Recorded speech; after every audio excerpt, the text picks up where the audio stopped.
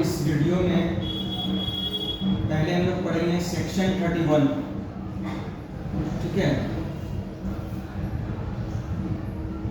इसमें क्या है कि जो भी नया पार्टनर्स आएगा तो पार्टनरशिप एक्ट 1932 में उसके रिलेटेड क्या लॉ है वो हम लोग जानेंगे, ठीक है। Section 31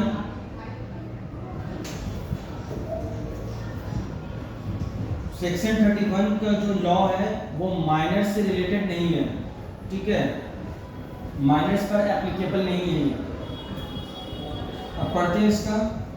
rights and liabilities of new partner. The liabilities of the new partner ordinarily commence from the date when he is admitted as a partner। चलिए शुरू का बिगिनिंग का जो लाइन था वो पढ़ना भूल गए थे। देखो इसमें लिखा है ये, कोई भी नया पार्टनर अगर आना चाहेगा एग्जिस्टिंग पार्टनरशिप में तो सारा एग्जिस्टिंग पार्टनर्स का कंसेंट चाहिए उसमें।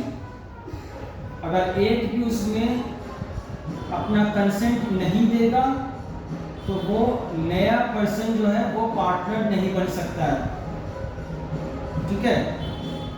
अब यहाँ पर राइट्स और लायबिलिटीज के बारे में बात करते हैं न्यू पार्टनर्स का।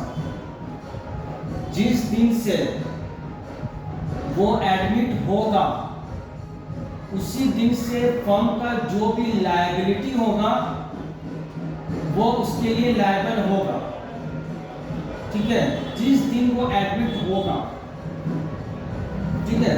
यहाँ पर वही लिखा है, उसके एडमिट होने के दिन से, लेकिन उसके एडमिशन से पहले जितना भी लायबिलिटी था फर्म का, ठीक है, उसके लिए वो लायबल नहीं होगा। पहला बात। हाँ, अगर इन लोगों के बीच में एग्रीमेंट हो, ये लोग जैसे एग्रीमेंट करें पार्टनर से, न्यू पार्टनर से, कि हाँ जो पुराना हम लोगों का लायबिलिटी है फर्म का उसमें आपका मतलब है ना कॉन्ट्रीब्यूशंस करना चाहेंगे, अगर वो एग्री करेगा तभी होगा, ठीक है। ये पहला एक पॉइंट हम बताएं।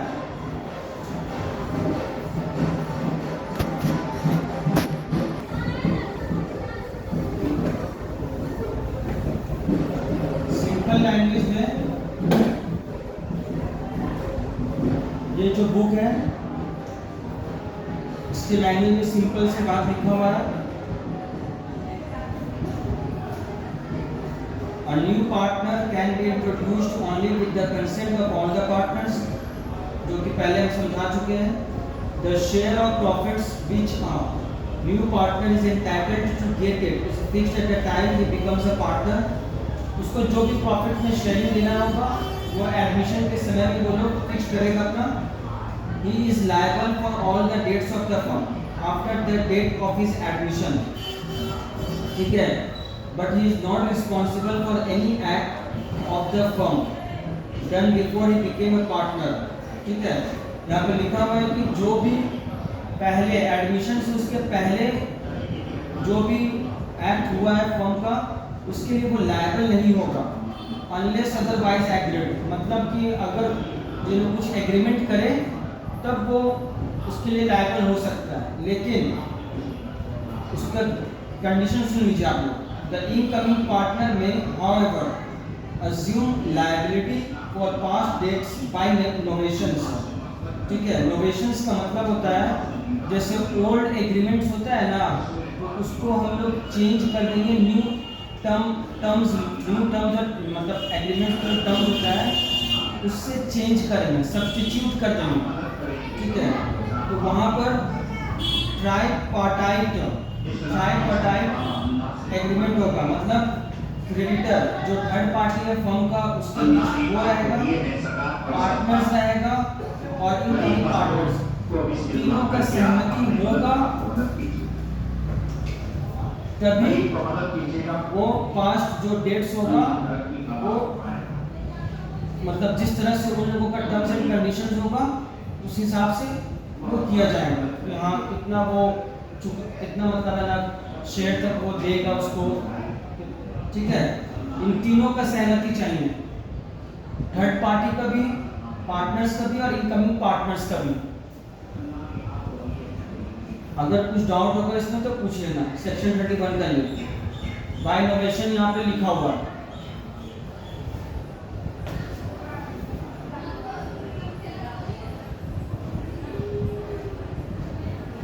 उसके बाद ये जो सेक्शन है ये अगर दो पार्टनर्स रहेगा ना तो उसमें अप्लाई नहीं होगा, ठीक है। क्योंकि दो पार्टनर्स में होता क्या है कि एक पार्टनर मरा या रिटायर्ड हुआ, जो भी हुआ पार्टनरशिप अपने आप डिसॉल्व हो जाएगा, खत्म हो जाएगा, ठीक है। इसलिए पहले यहाँ पे लिख दिया गया है। अब करते हैं retirement of a partner, section 32।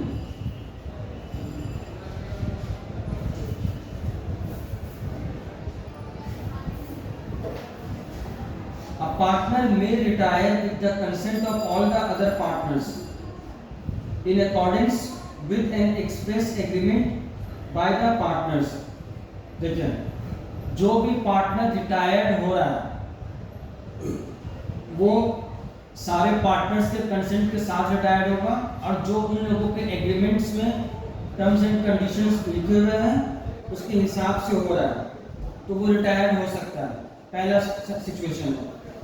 दूसरा है where the partnership as it will, अगर एट विल में पार्टनरशिप है by giving notice in writing to all the other partners of his intention to retire, तब ये क्या करेगा कि ये मतलब है ना रिटायर नोटिस दे देगा अदर पार्टनर्स को कि ये रिटायर होना चाहता है, ठीक है।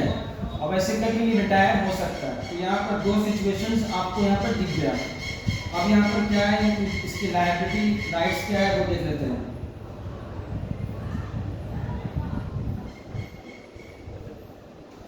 A retiring partner may be discharged from any liability to any third party for acts of the firm done before his retirement by an agreement made by him with such third party and the partners of the reconstituted firm, ठीक है।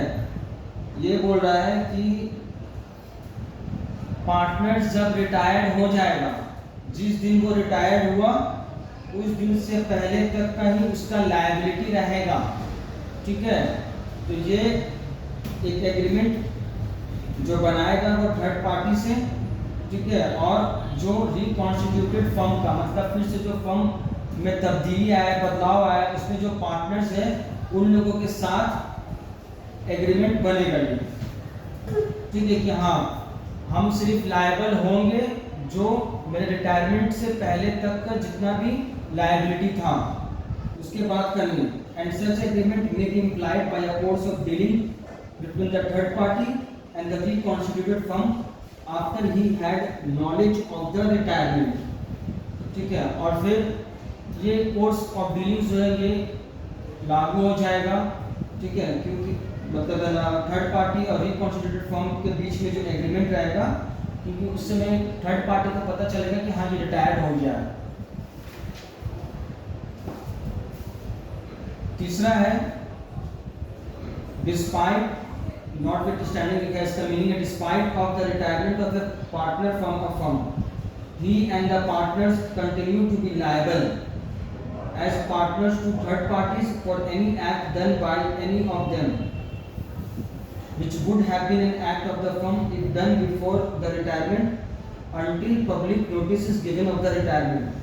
देखो मान लो ये retired हो रहा है, तो retired जब हो रहा है तो वो पार्टनर्स को मतलब एट विल में है तो वो तो पार्टनर्स को उसमें नोटिस देगा ये, और एक था उससे पहले वाला एग्रीमेंट के हिसाब से जो है, लेकिन इसको पब्लिक को भी नोटिस देना पड़ेगा कि हाँ हम रिटायर्ड हो रहे हैं। अगर पब्लिक को नोटिस नहीं दिया, ठीक है, पब्लिक को नोटिस नहीं दिया तो ये अगर कोई भी मतलब है ना काम अगर होगा तो मतलब क्योंकि अगला को तो पता नहीं रहेगा कि हाँ ये रिटायर्ड हो चुका है, तो उस समय ये भी लायबल हो जाएगा जो रिटायर्ड हुआ है। ठीक है, तो ये पब्लिक को नोटिस देगा कि हाँ हम रिटायर्ड हो रहे हैं, पब्लिक को नोटिस दे देगा। तो पब्लिक को नोटिस देने से पहले तक का जितना भी लायबिलिटी होगा ये इसका होगा। ठीक है, provided that a retired partner is not liable to any third party who deals with the firm without knowing that he was a partner. दूसरी बात यह है कि पब्लिक नोटिस तो दे दिया है, ठीक है, और हम बोल दें कि पब्लिक नोटिस अगर नहीं देगा, ठीक है, तो उस समय मतलब ये मतलब है ना, क्या बोलते हैं उसको, पब्लिक नोटिस जब तक नहीं देगा तब तक जो भी लायबिलिटी होगा ये उसमें ये भी शामिल रहेगा जो रिटायर्ड पार्टनर्स है। लेकिन इसमें एक कंडीशन लिखा हुआ है, ठीक है,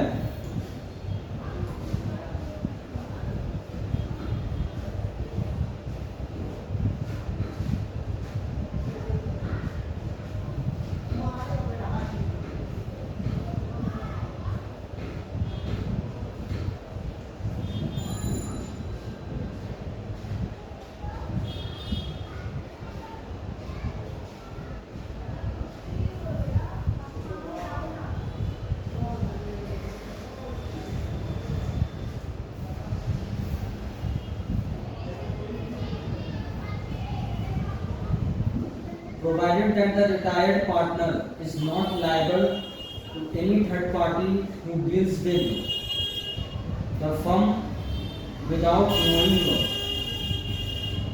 that he was a partner। अब यहाँ पर एक कंडीशन लिखा है कि मान लो कि नोटिस दे दिया है, नोटिस नहीं दिया है, अब जो नया मतलब कोई थर्ड पार्टी है फर्म से बिजनेस कर रहा है, ठीक है,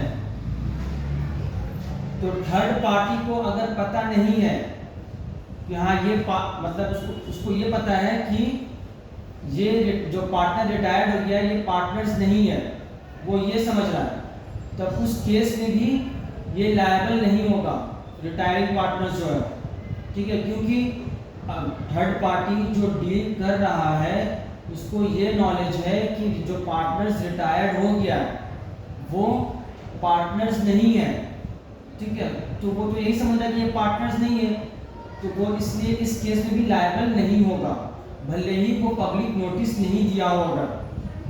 ठीक है, अब पब्लिक को नोटिस कौन देगा, या तो रिटायर्ड पार्टनर देगा या कोई भी उसका पार्टनर जो है फर्म का वो दे सकता है।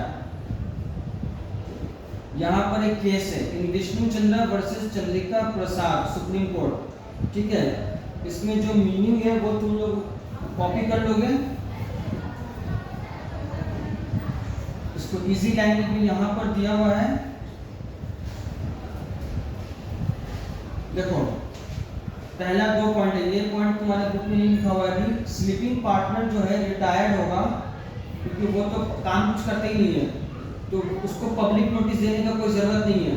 ठीक है, क्योंकि थर्ड पार्टी को ये पता रहता है कि वो पार्टनर नहीं है ये। अब ये जो विष्णु चंद्रा वर्सेस चंद्रिका प्रसाद है, a partnership deed contained the words in that if any partner wants to disassociate from the partnership business, मतलब क्या है कि कोई भी पार्टनर अगर पार्टनरशिप बिजनेस से अलग होना चाहता है, ठीक है, पार्टनरशिप डीड में अगर ये लिखा रहता है the court decided that if a partner retires then it will not be deemed as dissolution of the firm। देखो पहले ही हम लाइन बता दिए कि ये जो सेक्शन है ये उसके लिए नहीं है जिसमें सिर्फ 2 पार्टनर होता है, क्योंकि जहाँ पर 2 पार्टनर होगा, एक अगर रिटायर्ड हो गया या मर गया तो ऑब्वियस सा बात है कि फर्म अपने आप डिसॉल्व हो जाएगा, तो इसलिए ये 2 से ज़्यादा के लिए सेक्शन इसमें अप्लाई है। तो इसमें क्या बोल रहा है वो, कोर्ट जैसे डिसाइड कि कोई रिटायर्ड अगर हो जाता है तो उसका मतलब ये नहीं है कि फर्म डिसॉल्व हो जाएगा, ठीक है, डिसोल्यूशन हो जाएगा।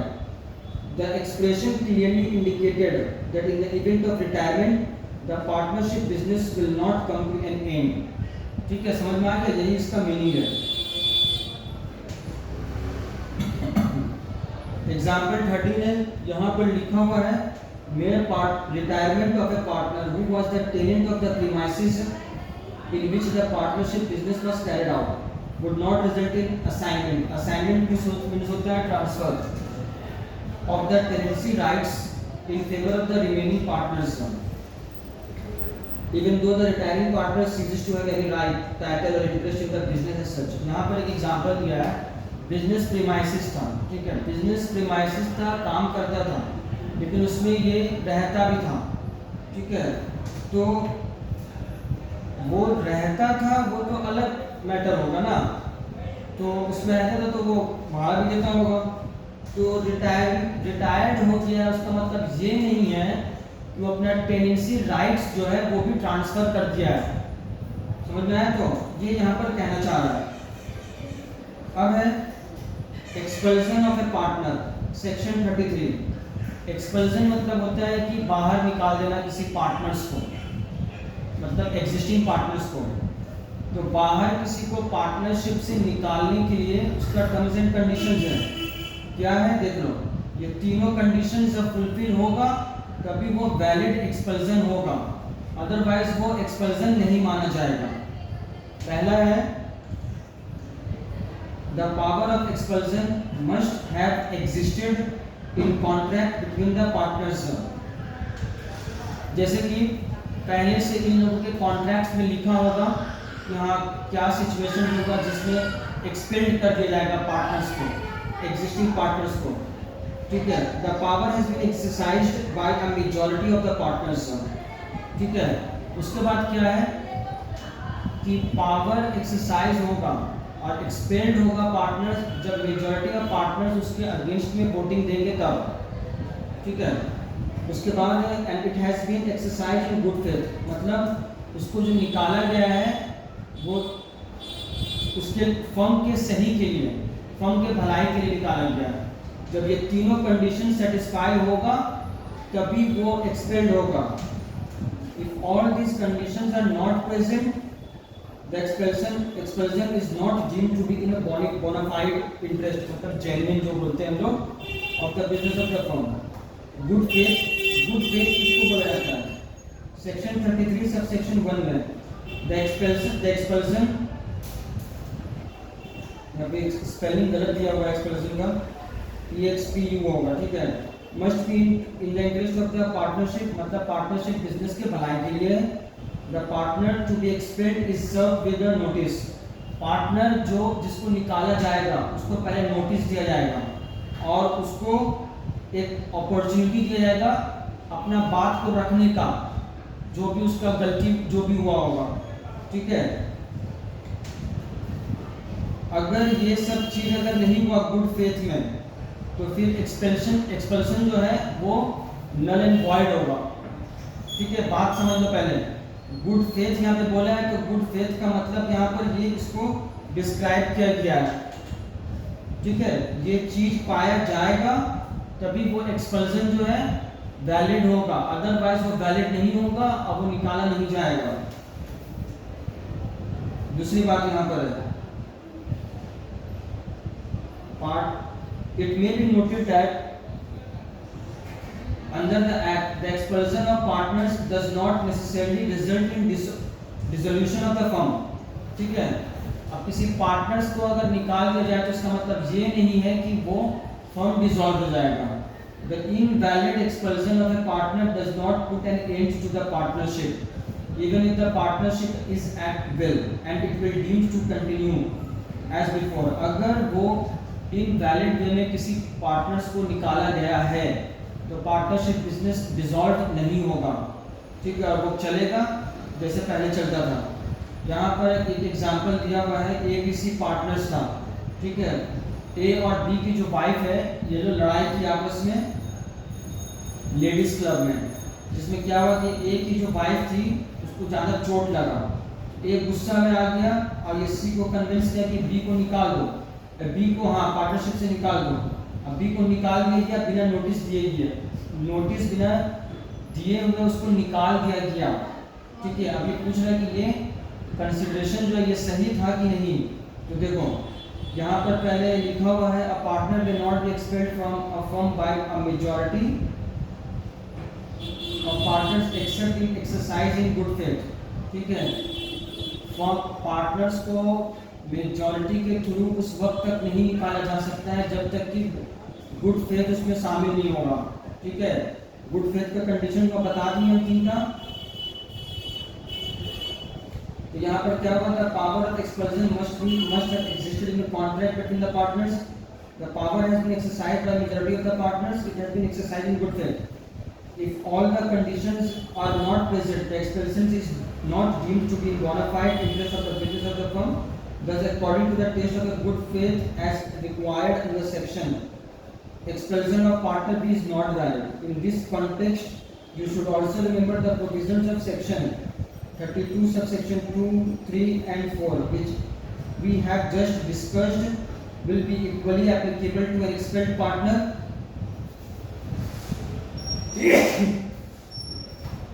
as if he was a retired partner. देखो यहाँ तक तो बता दी कि हाँ ये अभी जो एग्जाम्पल था वो एक्सपेल्शन नहीं था वैलिड, और इसको लिखने का ये तरीका है। दूसरा बात ये बता रहे हैं कि अगर कोई एक्सपेल्ड किया जाता है वैलिड, मतलब अगर उसका वैलिड एक्सपेल्शन है तो उसको उसके लिए नियम कानून वही सब रहेगा जो एक रिटायर्ड पार्टनर्स का था। ठीक है,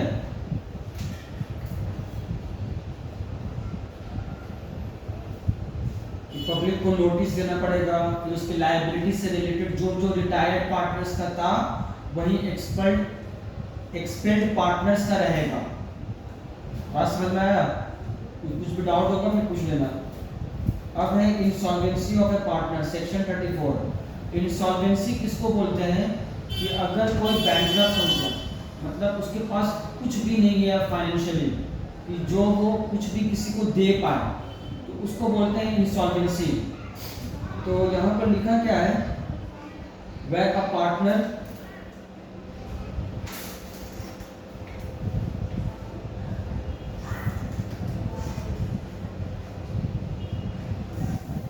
where a partner in a firm is adjudicated as insolvent. Adjudicated का मतलब है कि ये कोर्ट से ऑर्डर मिलता है, कोर्ट ऑर्डर देता है कि हाँ ये इंसॉल्वेंट हो गया, उसी को बोलते हैं एडजुडिकेटेड। ठीक है, तो जब कोर्ट ऑर्डर दे देगा तो वो सीज हो जाएगा पार्टनर्स उसी दिन से जिस दिन वो ऑर्डर दिया गया है। ठीक है, चाहे फर्म डिसॉल्व हो या ना हो, उससे कोई लेना देना नहीं है।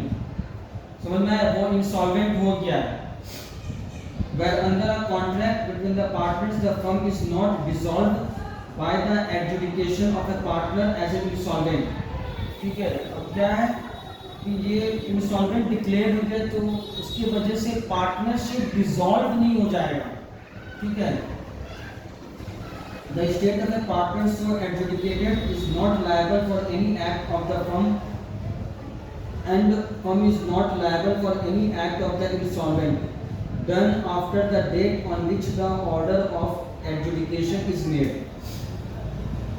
तो देखिए अब क्या है कि जिस दिन कोर्ट ऑर्डर दे देगा कि ये इंसॉल्वेंट है, उस दिन के बाद से ये किसी भी चीज के लिए लायबल नहीं होगा इंसॉल्वेंट पार्टनर। ठीक है, कोई भी फर्म का अगर एक्ट होगा कोई लायबल नहीं होगा ये।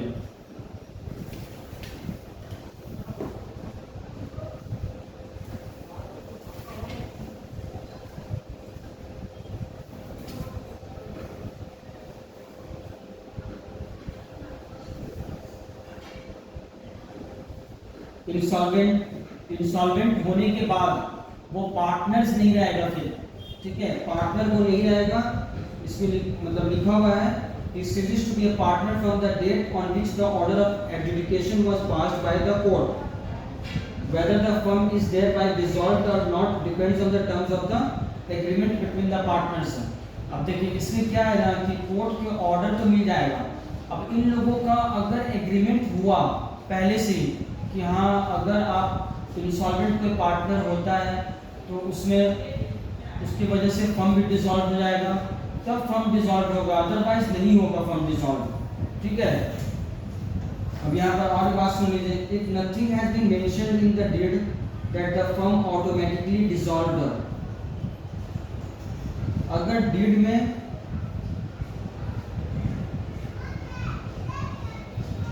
डीड में कुछ भी मेंशन भी नहीं किया हुआ और इंसॉल्वेंट हो गया है तो फर्म ऑटोमेटिकली डिसॉल्व हो जाएगा। No public notice is required in case of insolvency of a partner when the firm continues its business. ठीक है, पब्लिक नोटिस देने का कोई जरूरत नहीं है। एक पार्टनर इंसॉल्वेंट हो गया, वो तो पार्टनरशिप से हट गया, ठीक है, लेकिन अगर रिमेनिंग पार्टनर्स बिजनेस करना चाहेगा उसको पब्लिक को नोटिस देने का कोई जरूरत नहीं है। However, if the firm is dissolved due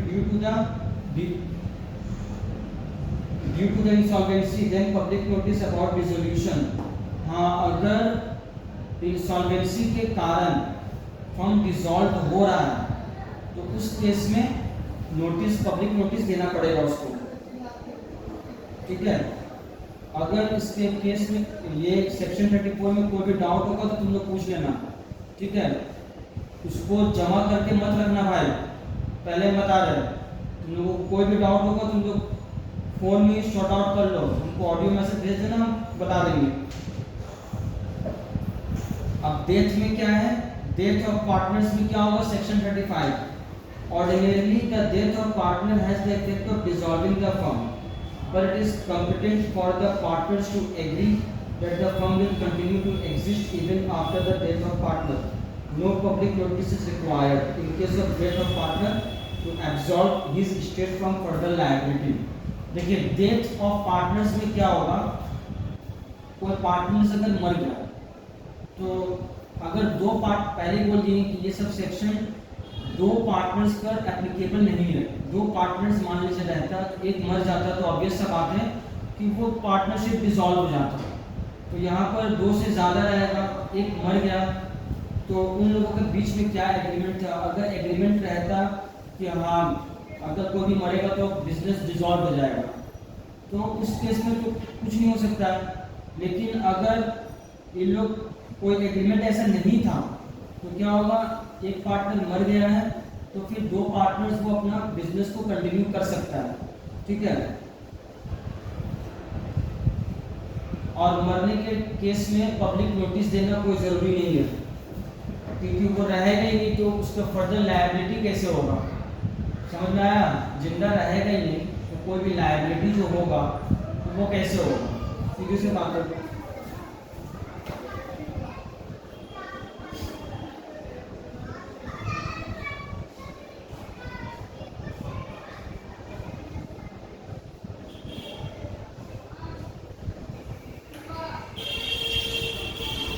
यहाँ पर एक एग्जाम्पल भी दिया हुआ है।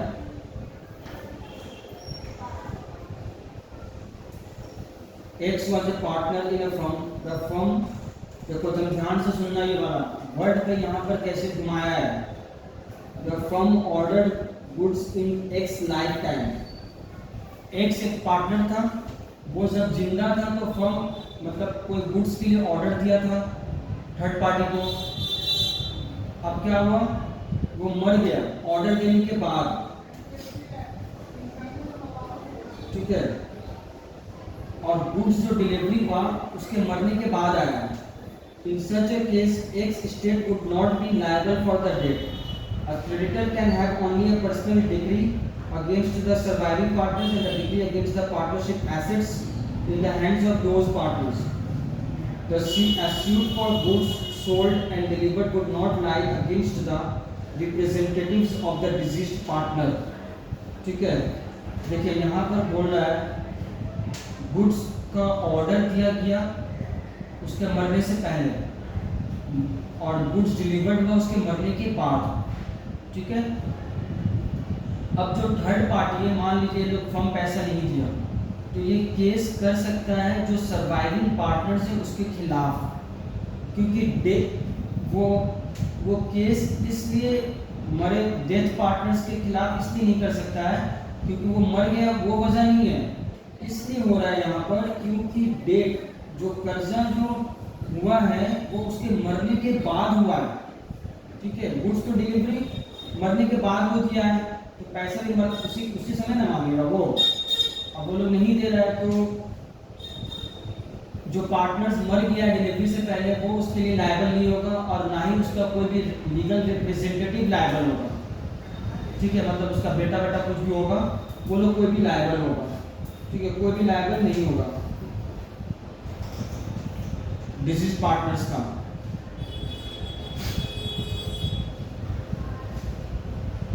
तो उस समय जो थर्ड पार्टी वो केस कर सकता है सर्वाइविंग पार्टनर्स, और जो फर्म के पास एसेट्स है, मतलब सर्वाइविंग पार्टनर्स के पास जितना एसेट्स है उसके लिए वो ऑर्डर ले सकता है।